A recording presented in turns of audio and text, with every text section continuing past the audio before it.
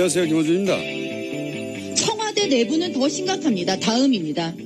주사파 전대협이 장악한 청와대, 과연 그 청와대의 면명과 실력 봤습니다. 매우 모욕감을 느끼고 아주 강력한 유감의 뜻을 표합니다. 그게 질입니까? 의원님, 그게 질입니까? 그럼 국민의 대표답지 않게 질의하니까 그렇죠.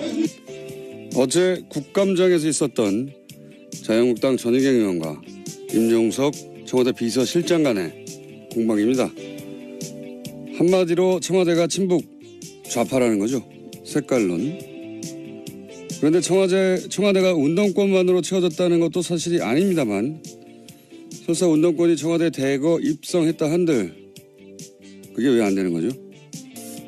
학창시절 군사정권을 상대로 저항한 경력이 왜 문제가 되는 겁니까? 언론을 강제로 통폐합하고 박정철 씨를 공원에서 죽이고 광주에서는 군인들이 자국민에게 기관총을 쏴대던 시절입니다. 당신은 그렇게 국민들이 죽어갈 때 어디서 무엇을 했냐고 따진다면 모르겠는데, 그 시절 그런 군사정권에 왜 대들었냐고 따지는 건 무슨 경우인가요? 학생운동 영역을 훈장처럼 휘두르는 것도 안 될 일이지만 그 경력이 무슨 엄청난 죄라도 되는 것처럼 문제 삼는 것은 납득할 수가 없습니다. 그럼 전희경 의원이 그 시절로 돌아가면 어떻게 했을 겁니까? 군사정권을 열렬히 옹호라도 했을 겁니까? 그럼 나라면 그랬다고 말을 하시던지요. 김어준 생각이었습니다.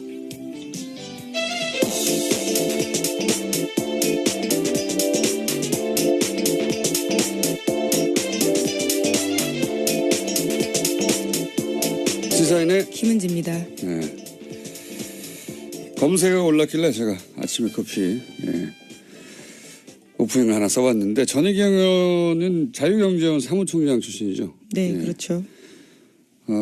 전경련이 운영자금을 사실상 댔던 매우 엄청나게 친기업적인, 사실상 재벌들의 용병들이었다고 평가받은 곳인데, 인사했나요 우리? 네, 했습니다. 그리고 지난 정권 내내 국정교과서에 대해서 아주 대놓고 찬성했던 그렇죠. 인사였는데요. 네, 국정교과서를 예. 열렬히 지지했던 분이죠. 예. 전사라는 표현까지 들었었습니다. 그때 김무성 의원한테요.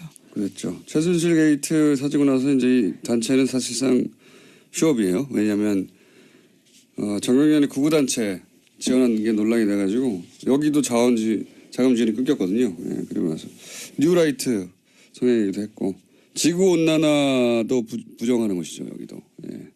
더 재밌는 거는 이 자유경제원의 19대 때 새누리당조차 중도 좌파 90몇 명, 뭐 좌파 30몇 명, 우파가 한 명도 없다고. 굉장히 센 스탠스를 가지고. 예, 오른쪽 있네요. 끄트머리에 있는 어떤 성향의 분인지 궁금해할 것 같아서 간단히 정리해드렸습니다. 그러고 보면 좀 이해가지 않습니까? 아, 끝에 있다 보니까 그렇구나. 근데 전 의원 자신이 누리고 있는 현재 이 발언의 자유, 상당 부분은 그 시절에 저항했던 학생들 덕이라는 걸, 예, 앞서서 싸웠던 사람들이 있었기 때문에 가능했던 일인데요. 그 덕이라는 걸 알아야 할 텐데 인정할 리는 없겠지만요. 예, 하여튼 어제 하루 종일 화제였습니다. 자, 첫 뉴스는요. 네, 박근혜 정부의 청와대가 국정원 특수활동비 5억 원 들여서 당내 경선 여론조사했다라는 소식은 이미 전해드린 바가 있는데요. 이와 관련해서 어제 JTBC가 추가로 보도했습니다. 이렇게 이뤄진 여론조사가 100차례나 된다라는 건데요. 이 여론조사는 이른바 배신자로 낙인 찍혔던 유승민계 의원들의 지역구에서 집중적으로 이뤄졌습니다. 그러니까 청와대가 직접 이 지역에서 소위 진박 후보를 내서 경선을 통과할 수 있을지 없을지를 파악했다라는 겁니다. 선거 개입이죠. 이건 한마디로. 예. 이게 이제 선거 개입이라 하더라도 예를 들어 보수 진영을 위한 거였다라고 하면 그나마 좀 명분이 있을 텐데, 이거는 그런 것도 아닌 것이, 대구 경북에서는 어차피 새누리당 다 당선되거든요. 그런데 거기서 100번이나 여론조사를 했다는 것은 자기가 원하는 소위 이제 진박들을 골라서 사람을 꽂아서 당선시키고 싶은 거잖아요. 네, 자기 말 잘 듣는 사람 넣으려고 했다라는 거죠. 자기만을 위해 쓴 돈인 겁니다. 이건. 네. 이건 뭐 보수 진영이나 뭐 이념이나 혹은 뭐 새누리당이냐 이게 아니에요. 그냥 박근혜 말을 잘 듣냐 안 듣냐, 자기한테 충성하냐 아니냐, 이건 선거 개입 중에서도 아주 가장 나쁜, 질 나쁜 선거 개입인데, 관련해서 다시 떠오른 녹취가 하나 있죠. 생각나요. 이거 당연히 보장하죠. 경선하라고 해도 우리가 다 만들지. 친박 브랜드. 친박이다. 대통령 사람이다. 내가 아니 형이 일단 전화해. 빨리. 형 아니면 형 사단난다니까 내가 별의별 걸 다 가질 때니까 형에 아마도 윤상현 의원의 이 멘트를 텍스트로만 보신 분들이 많을 텐데, 요 내용이 딱 들어맞는 내용입니다. 다 두 가지죠. 하나는 진박들을 다 골라내고, 그리고 요 여론조사에 대한 존재에 대해서 알고 있다는 것 같고요.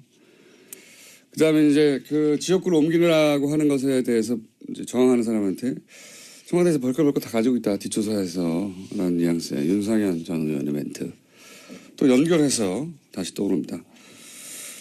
자, 알겠습니다. 이건 조사가 이루어질 것 같고요. 자, 다음 뉴스는요. 네, 국정원 댓글 수사를 방해한 혐의로 구속영장이 청구됐던 국정원 TF 소속의 직원들이 전원 구속됐습니다. 여기에는 장호준 전 부산지검장 등 현직 검사가 포함되어 있고요. 또 서천호 전 국정원 2차장 등 전직 국정원 간부들이 되어 있습니다.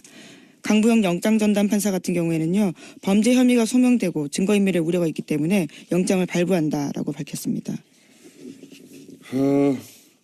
이제 영장 기각되는 경우가 별로 없을 것 같아요. 지난번에 추명호 국장을 영장 기각했다가 네, 오히려 더 큰 사건이 터졌죠. 그 사건이 터지고 추명호 국장은 더 많은 혐의를 안고 구속됐죠. 결국 구속됐습니다. 예. 앞으로는 빨리빨리 구속돼 영장이 나오지 않을까. 이번 댓글 사건 같은 경우에도 그때 그 영장 기각으로 인해서 밝혀진 사건이거든요. 그래서 제가 당시 영장 실질심사 판사들에게 대해서 이렇게 여러 가지 비판적인 이야기를 한 것에 대해 사과드렸잖아요. 다시 한번 사과드리고요. 그런 큰 뜻이 있는 줄 제가 모르고 감사드립니다. 다음 시즌요. 다만 이와 관련해서 같은 혐의로 구속영장이 청구됐던 변창훈 검사 같은 경우에는 어제 영장실질심사를 1시간 앞두고 투신했습니다. 결국 숨졌는데요. 현장에서는 유서는 발견되지 않았다라고 합니다.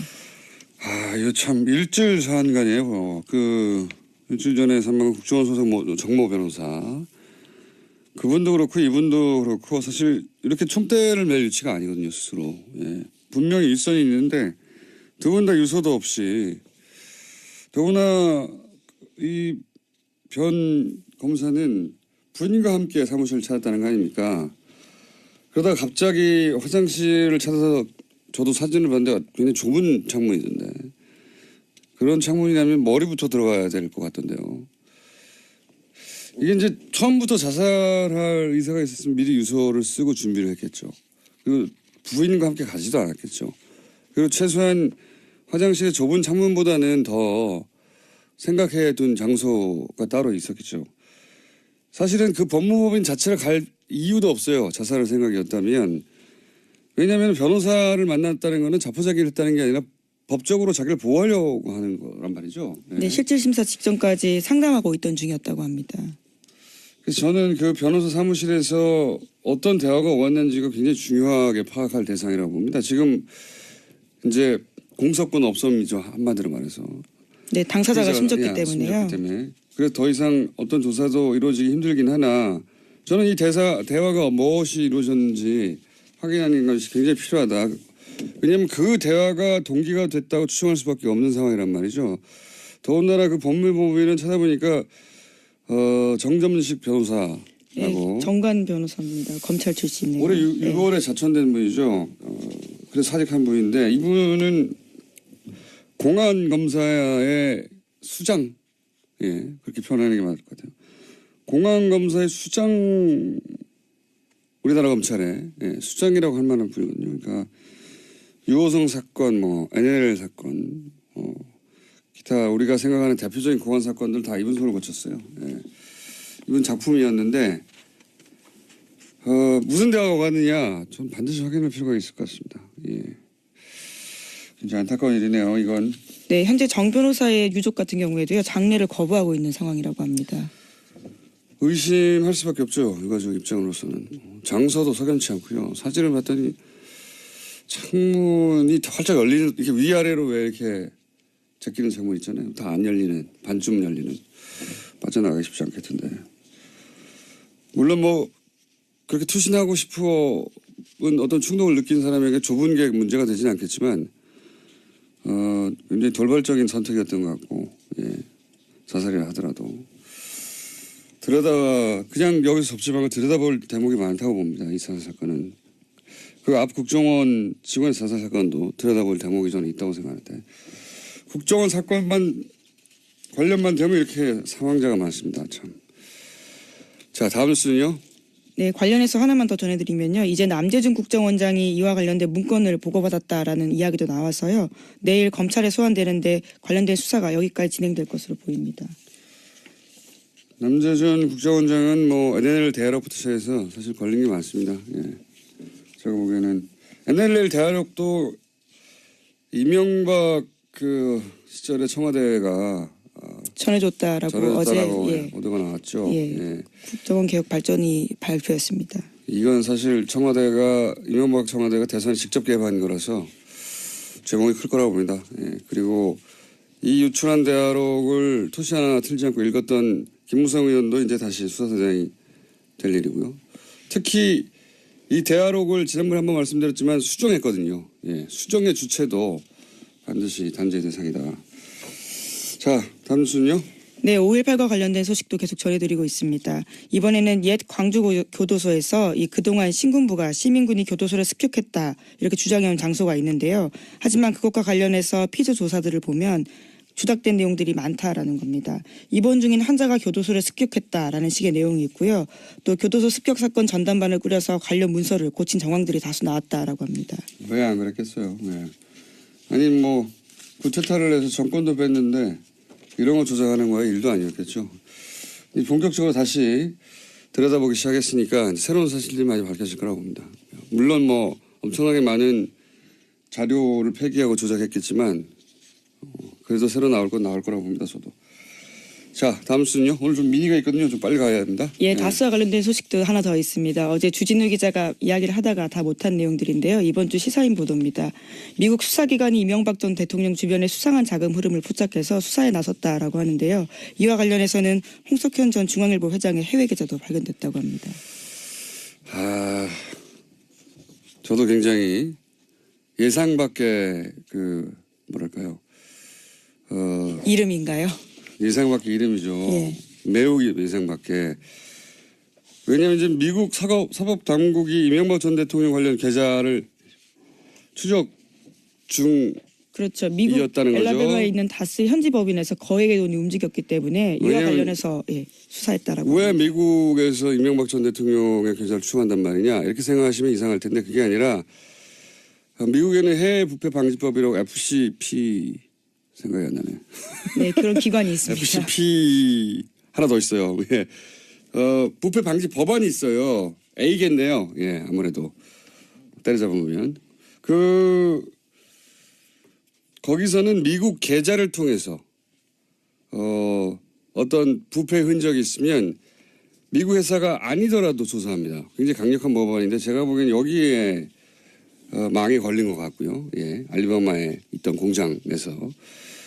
그리고 그 추적 과정에서 이제 이명박 전 대통령과 관련이 있는 것으로 보이는 계좌를 특정했는데 쭉 가다 보니 이름이 홍석현 회장이 나왔다는 겁니다. 이건 주진우 기자가 홍 회장을 추적하다가 나온 게 아니고 이명박 전 대통령 계좌를 미국 사법 당국이 아마도 이 법에 이거해서 따라가다가 이름이 나왔는데 그 이름이 왜 나온지 저도 몰라요. 예. 근데 나온 걸 안 나왔다고 할 수는 없잖아요. 나왔어요. 네, 본인도 모르는 계좌라고 현재 부인하고 있는데요. 예. 아주 자세한 내용들은 이번 주 시사인에 실려 있습니다. 시사인 광고 그만하고요. 네, 아니 꼭 보십시오. 저도 왜 이름이 갑자기 등장했는지는 모르고 예. 주중에 기자도 이건 몰라요. 근데 여러 가지 가설이 있을 수는 있겠지만 그건 뭐 가설조차 말할 단계는 아닌 것 같고 아직.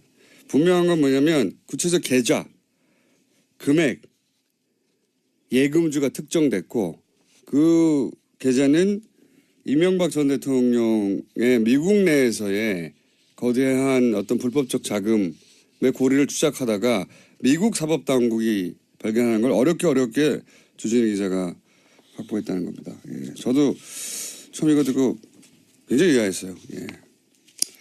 자, 트럼프 대통령 온다는 뉴스 있죠? 네, 예. 1박 2일로 옵니다. 오늘 정오께 들어옵니다. 예, 온답니다. 예. 자, 오늘 여기까지 해야 될 것 같습니다. 왜냐하면은 뉴스 하나 더 하려고 하셨죠. 끝에. 아, 네, 트럼프 대통령이 지금 37%. 아니요, 그거 말고. 아, 예. 또 있죠. 워낙 많았어요. 네, 지금 국민의당이 또 내용을 겪고 있는데요. 잠깐만요. 거기까지 내용을 예, 겪고 있는데요. 예, 왜냐하면 예.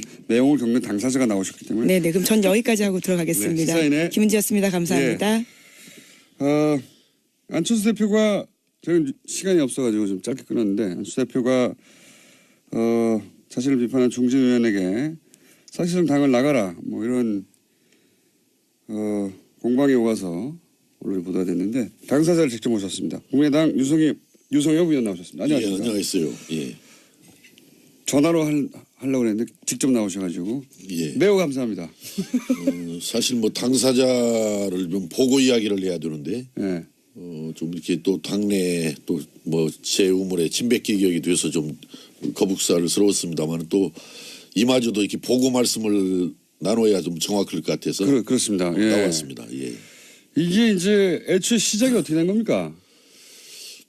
이게 사실은 저도 우리 그 내부망이죠. 우리 그 거기에 가입되어 있는 거기에다가 이제 어제 정읍에서 서울로 올라오면서 국민의당 의원들만 보는 내부 게시판 예, 같은 그 거. 위원장들까지 예. 또 포함돼서 보는 방인데 예. 그것이 왜 외부로 이렇게 유출돼 가지고 그 오늘 아침에 제가 여기를 또 불려 나와야 되고 하는지 참 뭐 어떤 내용을 올리셨어요? 쉽게 말하면은 그동안에 그 당 일련의 운영하는 과정이 대단히 그 미숙하고 부족했다. 예. 안철수 특히 대표가 미수가 부족했다는 겁니다. 그렇습니다. 특종에서. 특히 예. 그 독일에 가서 한 발언 같은 경우는 아주 잘못된 발언 아니냐. 이제 이런 것을 지적해서 안철수 대표가 좀 보다 더 좀 제대로 좀 상황을 인식하고 예. 해서 좀 분발했으면 쓰겠다 해서 물론 뭐 중대한 결단을 내렸으면 좋겠다라고 했지만은 뭐 중대한 결단이라는 것이 쓰겠다. 통상적으로 받아들이는 뭐 그런 의미로 안정돼서 했던 것은 아닌데 거기에 좀 발끈하셨던 것 같습니다. 보니까. 다시 한번 말씀해 주십시오. 어떻게 했으면 쓰겠다고요? 저는 중대한 그 어제 정확한 표현을 넣으면은 예.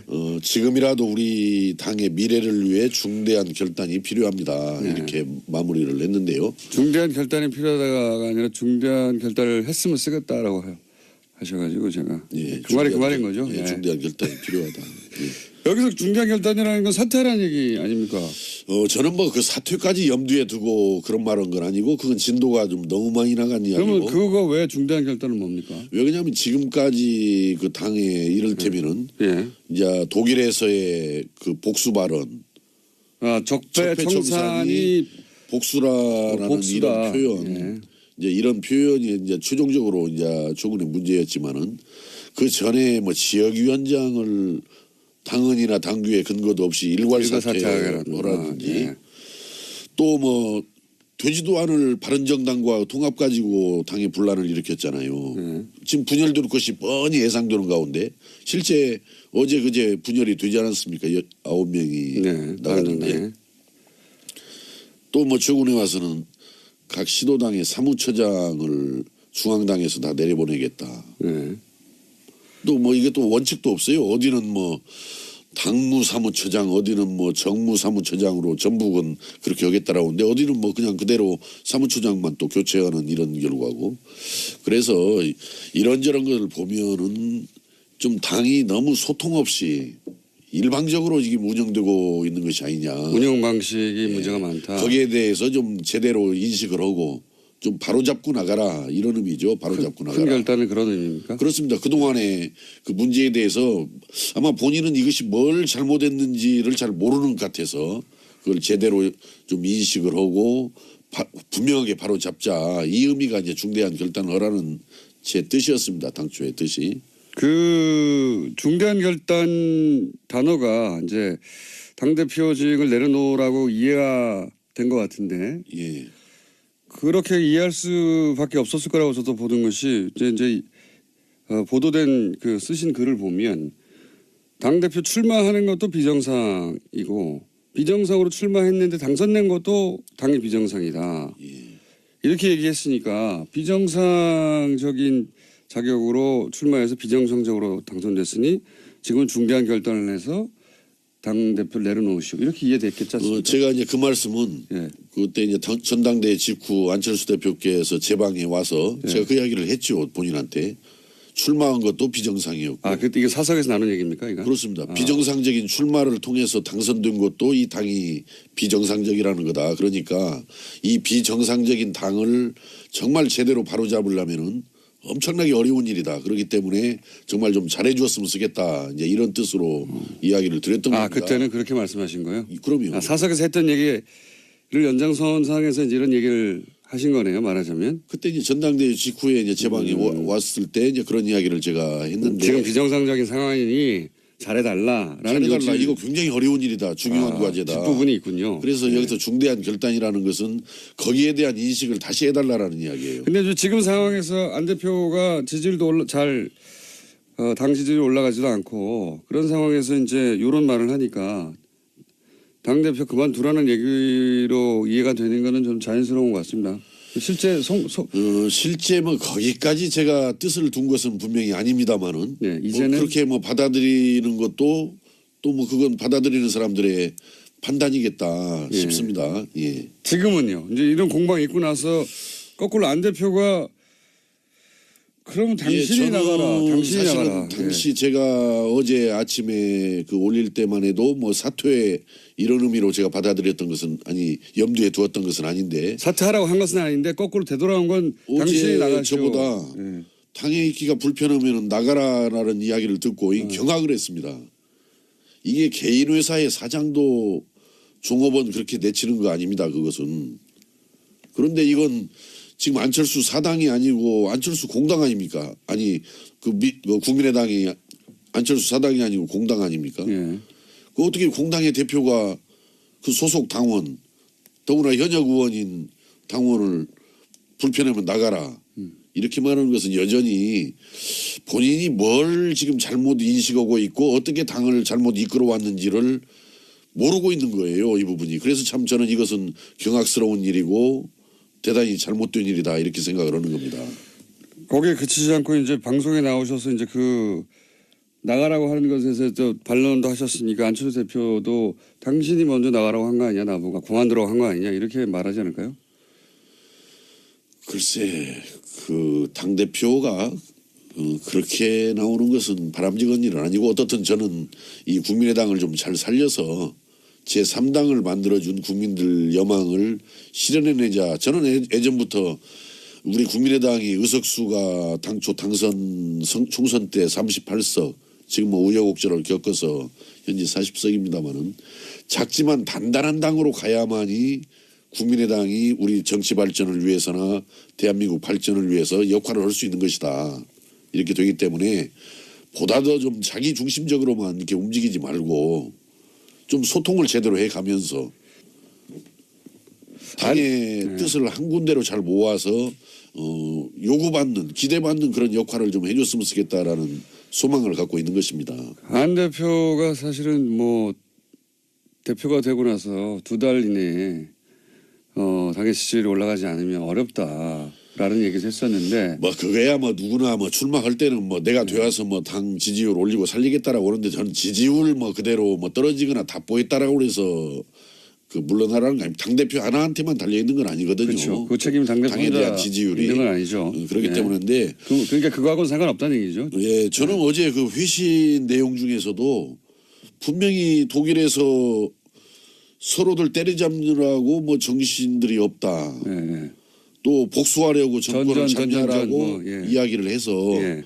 적폐청산을 지금 복수라는 걸로 받고 때려잡는 걸로 그렇게 어떻든 이야기를 했단 말이죠. 예, 예. 물론 취지야 미래를 위해서 뭐 기술혁명을 열심히 해나가야지 예. 그렇게 싸워서 되겠냐라는 뜻이었겠지만은 그러면은 그걸 해명을 제대로 해야지 정치 기술로서의 적폐청산을 반대했던 것이지 적폐청산 자체를 반대한 건 아니다라고 이렇게 이야기를 한단 말이에요. 네. 이건 우리 국민들 보고 또는 우리 당원들 보고 너희들이 좀 잘 알아서 나를 그렇게 이해해 줘야지.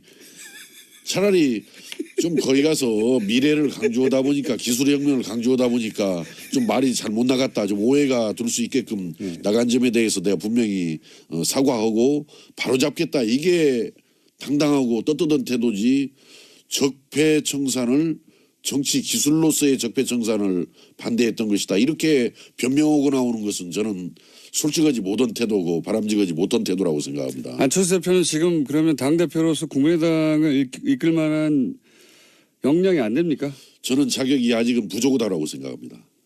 관두란 얘기잖아요. 본인이 더 분발해야죠. 그러니까 더 분발해야 되죠. 예. 특히 뭐가 부족합니까? 무엇보다도 좀 사람들과 충분히 소통하면서 결정을 해야 되잖아요. 예를 들어서 지역위원장 일괄 사퇴라느니 당헌 당규에도 근거가 없는 부분을 하려면은 적어도 의총 속에서라도 아니면은 뭐 뭔가 최고회의를 열어서라든가 뭔가 충분히 논의를 해서 결정을 하고 이렇게 합의에 기초해서 추진을 해본다라든지 또 바른정당과 통합 문제 얼마나 중요한 문제입니까 이 문제가. 그 말씀을 하셨고 그러면 그래서 지금 그렇게 생각하는 의원들이 당내에 많습니까? 뭐 저는 뭐 일일이 지금 아직까지 국정감사하느라고 대화를 해보지 않았습니다만은 뭐 저는 평소에 상식적인 선에서 항상 생각을 한다라고 생각을 하기 때문에 아마 저와 같은 생각을 하는 의원들도 다수지 않겠는가 이렇게 생각을 하는데 아직 세보지를 않아서 모르겠습니다. 그 문제. 세보시면 꼭 저한테 알려주시고요. 참 걱정입니다. 근데 이제 이렇게 안철수 대표와 생각이 같은 분들도 당내에 있겠지만 생각이 이렇게 완전히 다른 분들 당내에 그런 뭐 여러 가지 노선이 있는 거는 상관이 없는데 이건 노선의 문제가 아니라 당신 자격이 안 되라고 하는 거는 좀 다르지 않습니까? 예. 우린 일로 와야 돼 혹은 절로 가야 돼 뭐 이념적 노선이 다거나 다르거나 하는 건 모르겠는데 이렇게 역량 자체가 안 된다라고 하는 건 좀 다른 이야기인 것 같은데 그렇게 생각하는 분들이 당내에 많으면 당대표와 같이 하기 어려울 수도 있지 않습니까?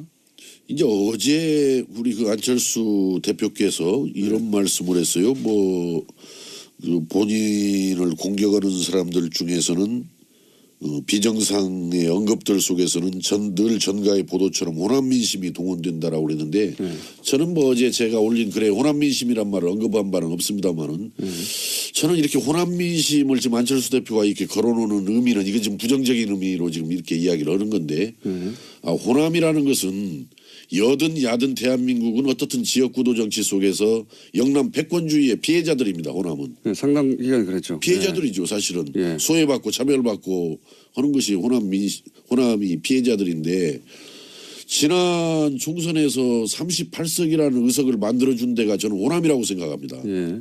그렇죠. 그러니까 그건 사실입니다. 호남에 대해서 고마워하지는 못할망정 자꾸 왜 호남을 부담스러워하고 호남을 폄하하냐 이거예요. 38석 된 것까지는 좋은데 이제 호남의 지역 정당이라고 하는 건 자기 자신의 발목을 잡는다 이렇게 생각하는 거겠죠. 그건 아무래도. 배은망덕한 태도라고 생각을 해요.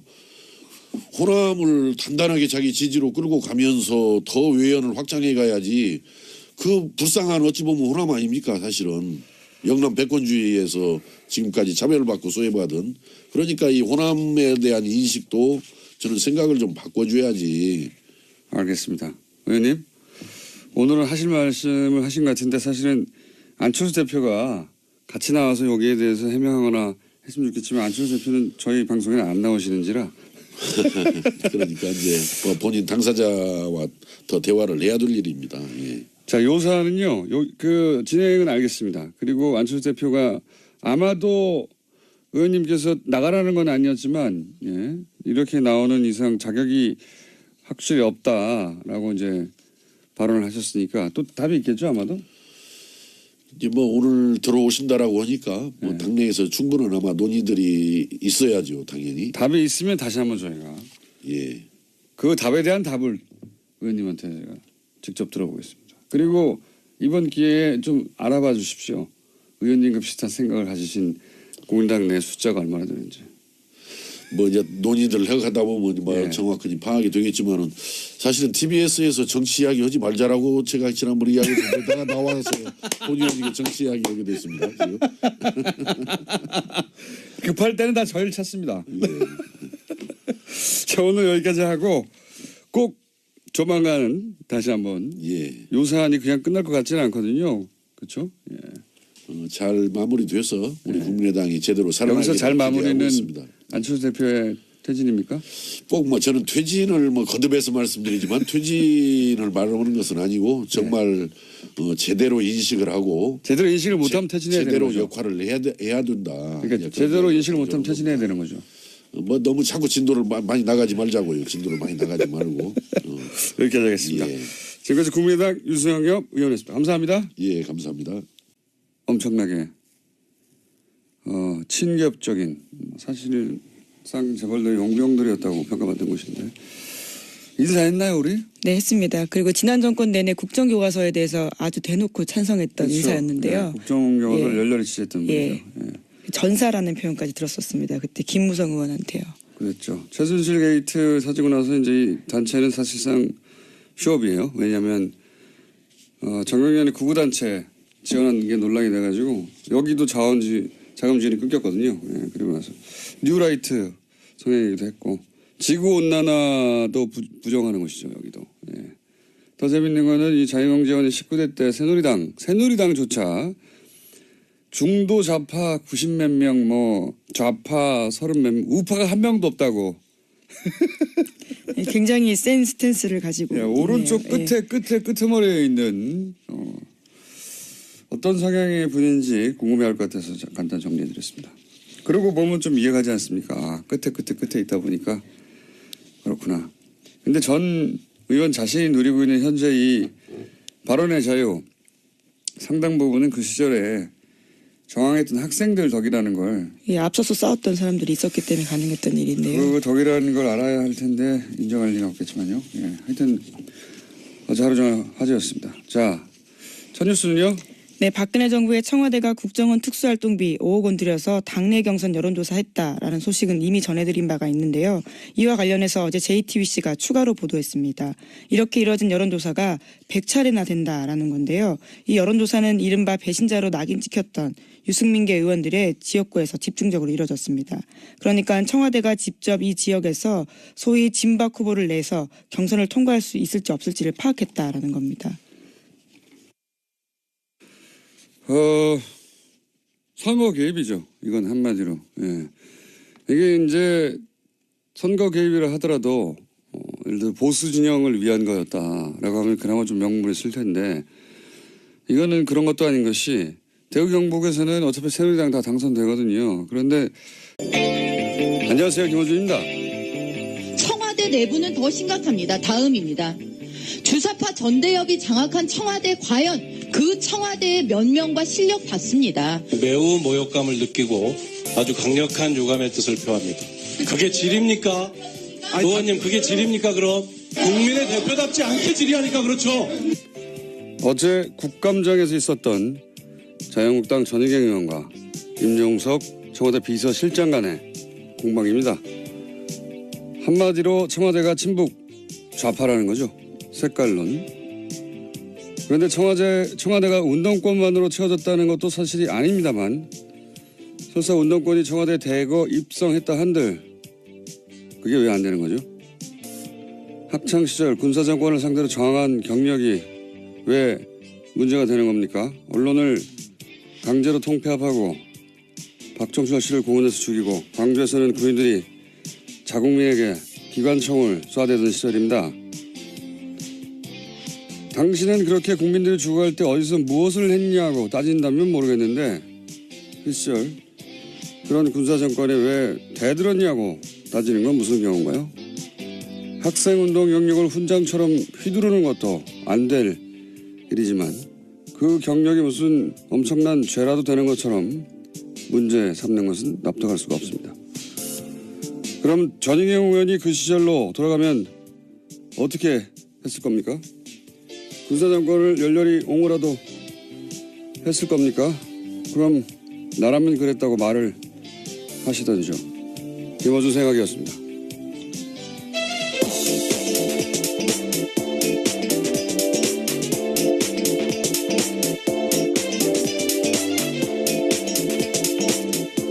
시사인의 김은지입니다. 네. 검색어가 올랐길래 제가 아침에 커피 오프닝을 하나 써봤는데 전희경 의원은 자유경제원 사무총장 출신이죠. 네, 그렇죠. 전경련이 운영자금을 사실상 댔던 매우 거기서 100번이나 여론조사를 했다는 것은 자기가 원하는 소위 이제 진박들을 골라서 사람을 꽂아서 당선시키고 싶은 거잖아요. 네, 자기 말 잘 듣는 사람 넣으려고 했다라는 거죠. 자기만을 위해 쓴 돈인 겁니다. 이건. 네. 이건 뭐 보수 진영이나 뭐 이념이나 혹은 뭐 새누리 당이냐 이게 아니에요. 그냥 박근혜 말을 잘 듣냐 안 듣냐, 자기한테 충성하냐 안 하냐.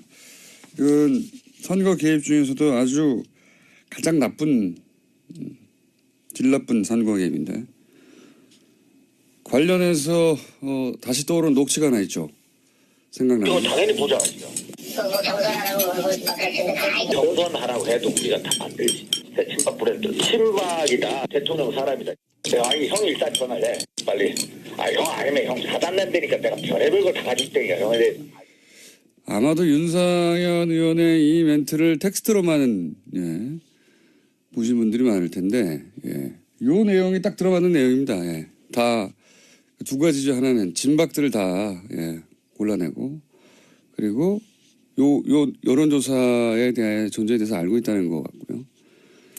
그다음에 이제 그 지역구를 옮기느라고 하는 것에 대해서 이제 저항하는 사람한테 청와대에서 벌컥벌컥 다 가지고 있다 뒷조사에서 라는 뉘앙스의 윤상현 전 의원의 멘트 또 연결해서 다시 떠오릅니다. 자, 알겠습니다. 이건 조사가 이루어질 것 같고요. 자, 다음 뉴스는요. 네, 국정원 댓글 수사를 방해한 혐의로 구속영장이 청구됐던 국정원 TF 소속의 직원들이 전원 구속됐습니다. 여기에는 장호준 전 부산지검장 등 현직 검사가 포함되어 있고요. 또 서천호 전 국정원 2차장 등 전직 국정원 간부들이 되어 있습니다. 강부영 영장전담 판사 같은 경우에는요. 범죄 혐의가 소명되고 증거인멸의 우려가 있기 때문에 영장을 발부한다라고 밝혔습니다. 이제 영장 기각되는 경우가 별로 없을 것 같아요. 지난번에 추명호 국장을 영장 기각했다가 네, 오히려 더 큰 사건이 터졌죠. 그 사건이 터지고 추명호 국장은 더 많은 혐의를 안고 구속됐죠. 결국 구속됐습니다. 예. 자천된 분이죠.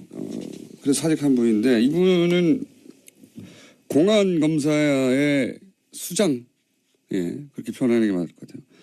공안 검사의 수장, 우리나라 검찰의 수장이라고 할 만한 분이거든요. 그러니까 유호성 사건, 뭐 NLL 사건, 기타 우리가 생각하는 대표적인 공안 사건들 다 이분 손을 거쳤어요.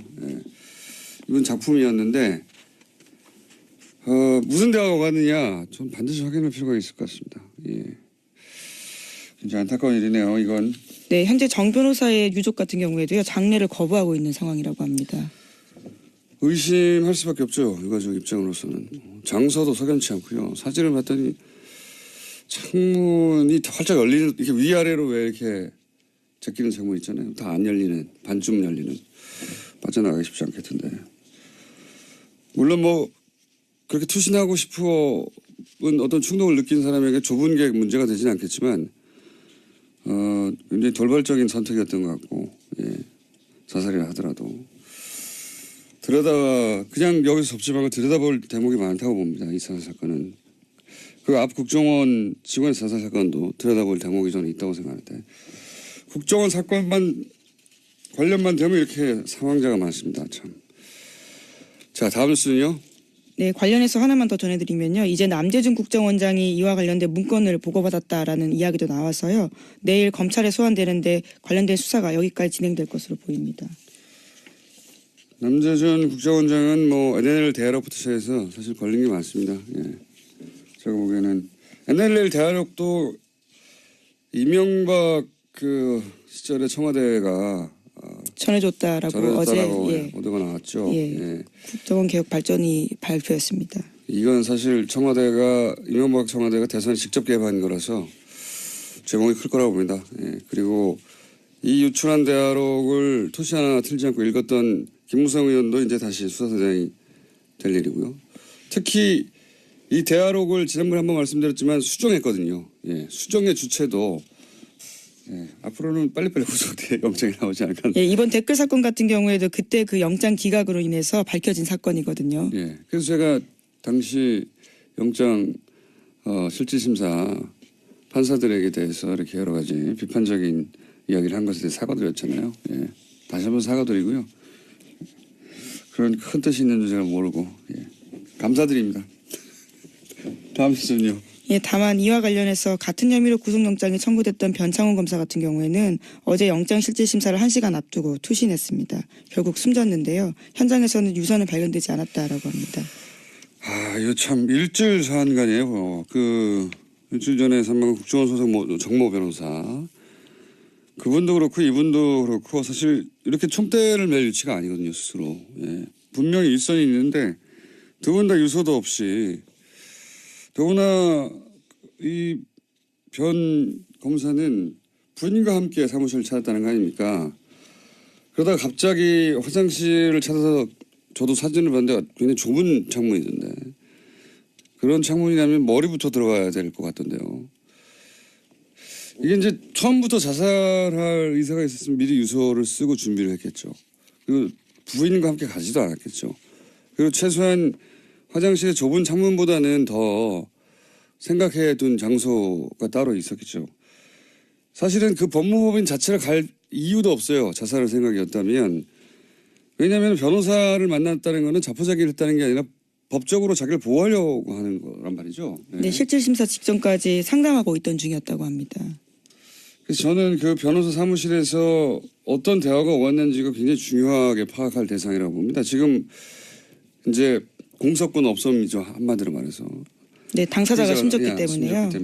그래서 더 이상 어떤 조사도 이루어지기 힘들긴 하나 저는 이 대화가 무엇이 이루어졌는지 확인하는 것이 굉장히 필요하다. 왜냐하면 그 대화가 동기가 됐다고 추정할 수밖에 없는 상황이란 말이죠. 더군다나 그 법무법인은 찾아보니까 정점식 변호사라고 네, 정관 변호사입니다. 검찰 출신이에요. 올해 네. 6월에